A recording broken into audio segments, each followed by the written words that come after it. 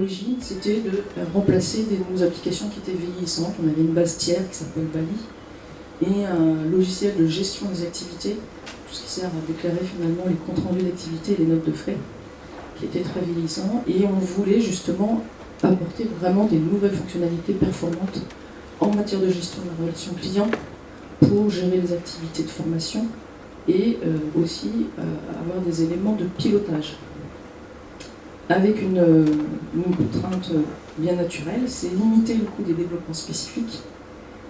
Donc là, on est sur la gestion interne, donc a priori, on n'est pas différent d'une autre entreprise, donc on cherche à utiliser au maximum des outils standards du marché.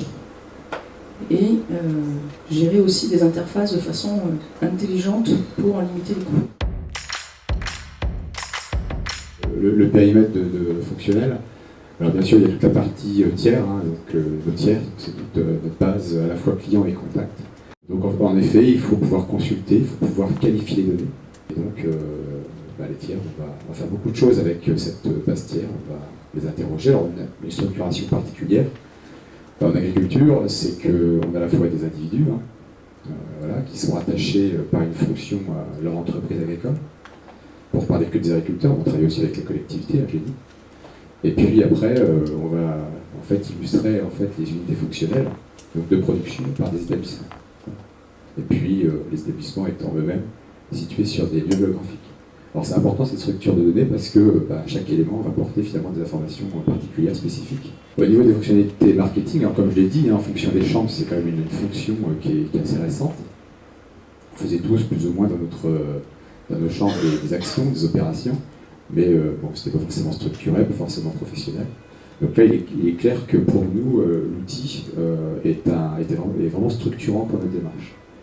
À la fois pour le partage de l'information, encore une fois, à la fois pour préparer le terrain, pour être effectivement meilleur et organiser en quelque sorte ces campagnes. Au niveau de la gestion commerciale, alors là c'est pareil, une grosse nouveauté, puisque la gestion commerciale, globalement, ça se résumait à l'outil de facturation.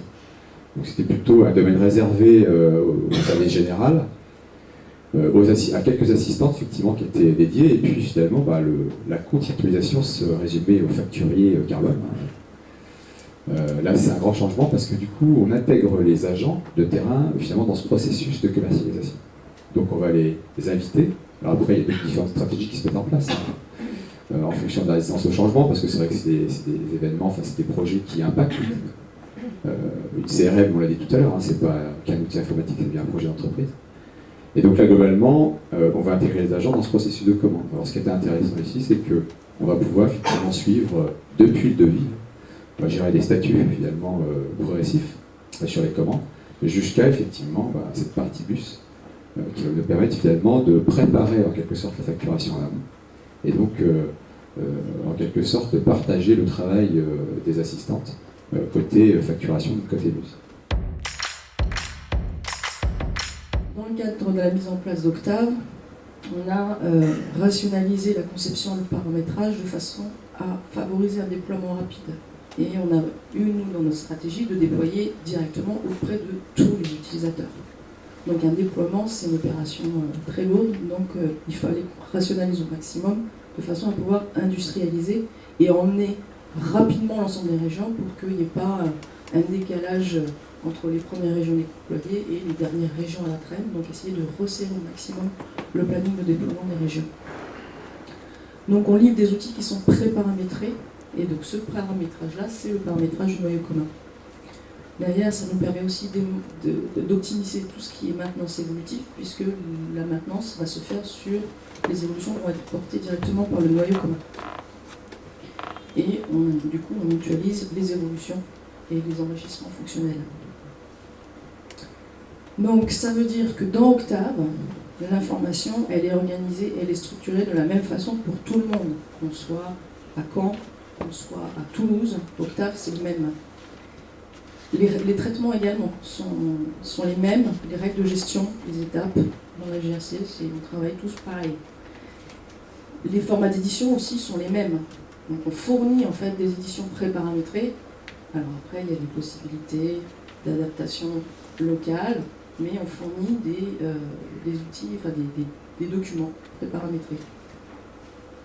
Et les interfaces avec la comptabilité, avec la paye, avec le CFE, avec ensuite d'autres outils que l'on utilise aussi fréquemment et qui ont besoin d'échanger avec Octave, ça aussi c'est les mêmes pour tout le monde. Un noyau commun, donc on dit c'est la même chose pour tout le monde, c'est pas un diktat absolu. Les chambres, elles ont bien leurs propres données de gestion, elles ont leurs propres fiches tiers, leurs propres fiches contact, leurs propres produits, leurs commandes, leurs factures, etc. Enfin, donc il y a le fait de travailler avec un noyau commun n'impose pas une uniformisation, je dirais, totale, générale de tout.